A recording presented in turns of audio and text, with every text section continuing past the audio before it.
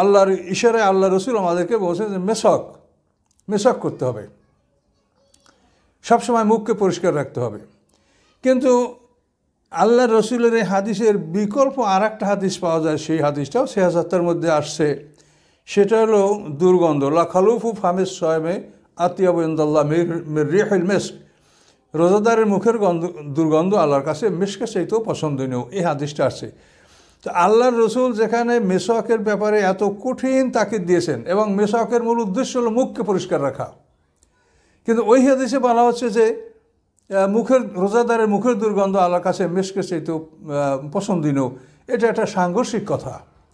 তার কারণ আমি দেখেছি, বা আপনারা দেখেন, রমজান মাসে মেশক করলে রোজার কোনো ক্ষতি হয় না, বা মেশক করা নিষেধ না। তাহলে রমজান মাসে যদি মেশক করা নিষেধ না হয়, তাহলে মুখের দুর্গন্ধটা কেন সৃষ্টি হবে? এবং মুখের দুর্গন্ধ এটা এমন একটা জিনিস, এটা মানুষ পছন্দ করে না। আপনি বলেন, কোনো মানুষের মুখে যদি দুর্গন্ধ থাকে, সে আল্লাহর জিকির, কোরআন তেলাওয়াত বা ইবাদত বন্দেগী কিছু করতে পারবে না। আসসালামু আলাইকুম ওয়া রাহমাতুল্লাহি ওয়া বারাকাতুহু। আপনারা হযরত মাওলানা মুজাম্মেল হক সাহেবের আলোচনা শুনতেছিলেন। তিনি নবীজির দুই হাদিসকে সামনে এনে একটি আরেকটির সাথে সাংঘর্ষিক করে দিচ্ছেন। তো সেই দুই হাদিসের মধ্যে কি সামঞ্জস্য রয়েছে, আমরা আজকে সেই ব্যাপারেই আলোচনা করব ইনশাআল্লাহ। প্রথম কথা হইল, রোজা রাখা অবস্থায় মেসওয়াক করা যাবে কিনা। এ ব্যাপারে তিরমিজি শরীফে 725 নম্বর হাদিস হযরত আমির ইবনে রাবিআ রাদিয়াল্লাহু তাআলা আনহু থেকে বর্ণিত। তিনি বলেন, আমি রাসূলুল্লাহ সাল্লাল্লাহু আলাইহি ওয়াসাল্লামকে রোজা রাখা অবস্থায় কতবার যে মেসওয়াক করতে দেখেছি তা আমি হিসাব করতে পারবো না। এই হাদিস দ্বারা বোঝা যায় নবীজি রোজা রাখা অবস্থায় অনেকবার মেসওয়াক করতেন। অতএব রোজা রাখা অবস্থায় মেসওয়াক করা এটা জায়েজ, বরং এটা সুন্নাত। এখন আসেন যে হাদিসের ব্যাপারে মাওলানা মুজাম্মেল হক সাহেব আপত্তি করেছেন এবং এই হাদিসের ব্যাপারে তিনি সন্দেহ পোষণ করেছেন, সেই হাদিসের ব্যাপারে আমরা একটু কথা বলি।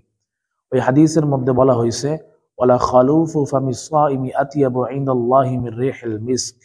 রোজাদারের মুখের গন্ধ আল্লাহ তাআলার কাছে মিস্কের গন্ধের চাইতে অধিক উত্তম। সুবহানাল্লাহ। এই হাদিসের মধ্যে একটা শব্দ আছে ওয়ালা খালুফু। ওয়ালা খালুফু শব্দের অর্থ কি? আই রাইহাতু ফামিহি, রোজাদারের মুখের গন্ধ। কিন্তু মাওলানা মুজাম্মেল হক সাহেব বারবার তিনি বলতেছেন যে দুর্গন্ধ, কিন্তু আলা খলুফু শব্দের অর্থ রাইহাতুন কারিহাতুন নয়, দুর্গন্ধ নয়, বরং আলা খলুফু শব্দের অর্থ হচ্ছে এই রাইহাতু ফামিহি, রোজাদারের মুখের গন্ধ। অর্থাৎ রোজাদারের ব্যক্তি রোজা রাখা অবস্থায় মেসক করার পরেও তার মুখ থেকে যে গন্ধটা বের হয় আল্লাহ তাআলার কাছে সেই গন্ধটা মিস্কের গন্ধের চাইতে অধিক উত্তম। আল্লাহ নবীজি রোজাদারের গুরুত্ব, রোজাদারের ফজিলত বর্ণনা করার জন্যই নবীজি এই হাদিসটি বর্ণনা করেছেন। অতএব প্রথম হাদিস, যে হাদিসের মধ্যে মেসওয়াক করার কথা বলা হয়েছে, সেই হাদিস দ্বারা আমরা বুঝলাম যে রমজান মাসে রোজা রাখা অবস্থায় মেসওয়াক করা যাবে। আর পরের হাদিস অর্থাৎ বুখারী শরীফের 1904 নম্বর হাদিস, এই হাদিস দ্বারা বোঝা যায় যে রমজান মাসে রোজা রাখা অবস্থায় মেসওয়াক করার পরেও যে গন্ধটা হবে সেই গন্ধটা আল্লাহ তাআলার কাছে মিস্কের গন্ধের চাইতে অধিক উত্তম। এতে রোজাদারের ব্যক্তির গুরুত্ব আর ফজিলতের কথা বলা হয়েছে। অতএব প্রথম হাদিস এবং দ্বিতীয় হাদিস, এই দুই হাদিসের মধ্যে কোনো সাংঘর্ষিকতা নেই। মাওলানা মুজাম্মেল হক সাহেবের হাদিসের ব্যাপারে তার জ্ঞান কম থাকার কারণে তিনি প্রতিবারই তিনি হাদিসের ব্যাপারে সন্দেহ পোষণ করে যাচ্ছেন। আর তার অন্ধ অনুসারীরা এবং তার বক্তবৃন্দরা তারাও হাদিসের ব্যাপারে সন্দেহ পোষণ করে যাচ্ছেন। আল্লাহ তাআলা তাকে সহ আমাদেরকে কোরআন ও হাদিসের সঠিক জ্ঞান দান করেন। আমিন। আসসালামু আলাইকুম ওয়া রাহমাতুল্লাহ।